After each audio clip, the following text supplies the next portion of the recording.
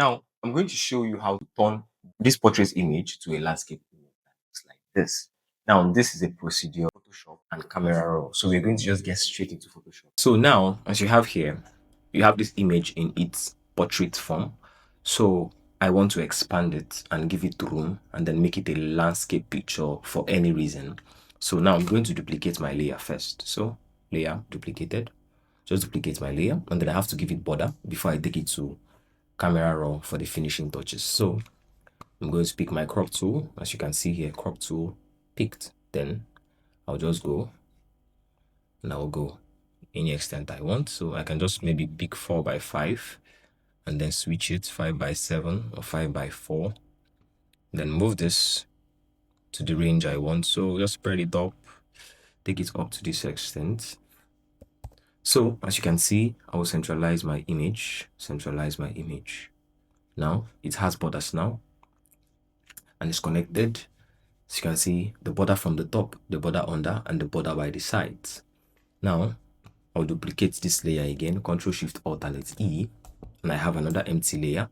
Then I'll go to my camera raw. So I'll go to filter, get to my filter, and I'll come to my camera raw filter. I'll click.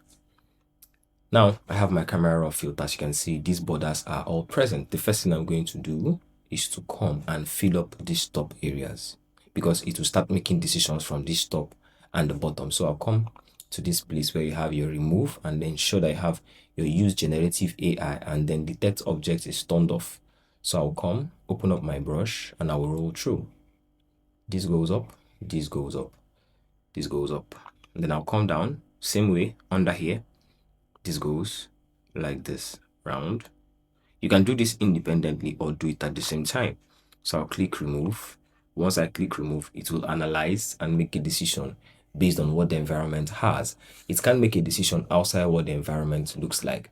But you know, the regular generative field that everybody uses that is present in Photoshop is exactly something that requires you to give it an instruction and you can actually tell it what you want it to put in. But this one doesn't give you room to give it a prompt.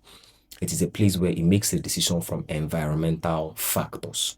So as you can see, it has filled up the space, the top and the bottom. It gives you variations here, 1, 2, and 3 variations. Second one and third one. So the variation first, second, third. So I think I'm taking the first. It looks more realistic. So I'll now come here again. I'll now click and then come back to this remove tool. I'll now pick up the edge for the first side. So I'll open up my brush, very big, and I'll move one down like this. I'm picking only one side at a time. So one side has been selected. So I'll take it down. Make sure that your brush paints through correctly. Then we have this. So I'll click my remove now. So every decision that's been made here is made by AI and it will give you room to choose the one you want. If you're not satisfied, you can actually click generate again and again until you get what you like. But this one doesn't burn credits provided by Photoshop. So as you can see, we have another variation at this corner. We have the first option, second option, third option. I think I prefer the third option like this.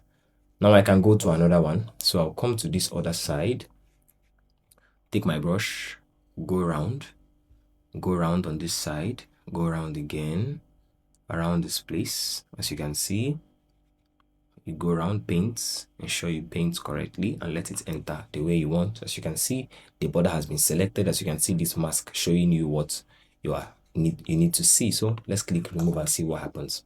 All these decisions are subject to change when you click generate again and again. If you're satisfied with what you see, you just continue to the next spot. This is what it has given us: first variation, second variation, and third variation.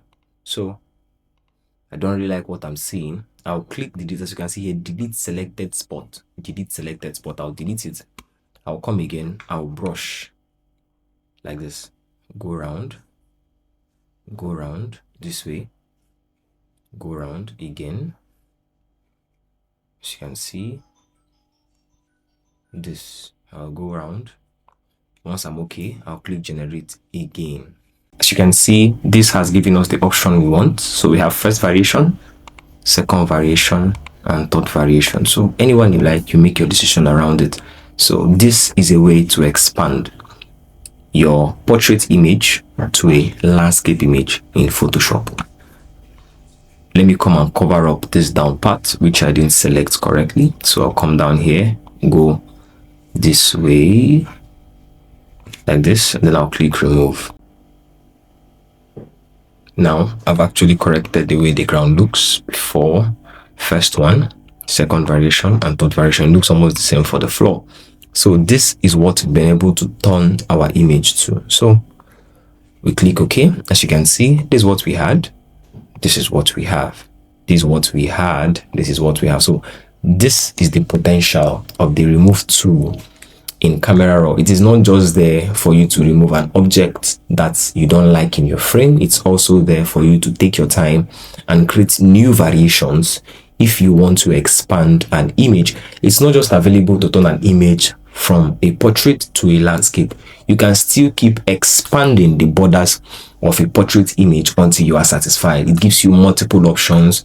It can remove depth from a cloth. It can remove a kind of object in your frame you don't like. There are many ways to use the remove tool in Camera Raw and that of Photoshop. So on another one, we're going to talk about the remove tool available in Photoshop. So